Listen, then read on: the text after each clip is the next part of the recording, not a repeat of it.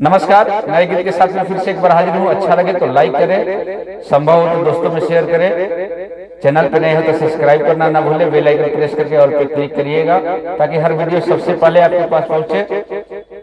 एक लड़का एक लड़की से कहता है कि अब बहुत हो गया, एक काम करो तुम। क्या कहता है लड़का? हर घड़ी फेरा में रहिला हो, सुना ये जान सच कहिला हो। अरे हर घड़ी फेरा में रहिला हो, सुना ये जान सच कहिला हो।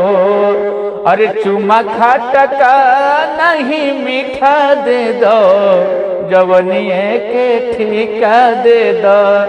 अरे जिंदगी जिए के जान सलीखा दे दो, जवनिए के ठीका दे दो।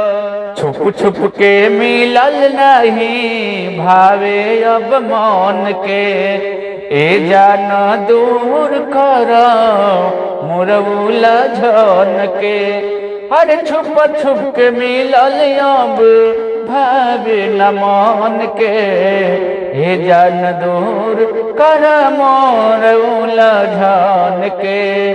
अरे 2-4 दिन में कुछ नतीजा दे दो, जवनिए के ठीका दे दो। जिंदगी जिए के जान सलीखा दे दो, जवनिए के ठीका दे दो। तू हमर जान हो, हम तो हर जान हो। सबसे जिंदगिया तोहार पकुर्बान हो। अरे तू हमर जान हो, हम तो हर जान हो। सबसे जिंदगिया तोहार पकुर्बान हो। अरे टेंशन मन मित के भरी का दे दो, जवनिए के ठीका दे दो। जिंदगी जिए के जान सलीखा दे दो, जवनिए के ठीका दे दो।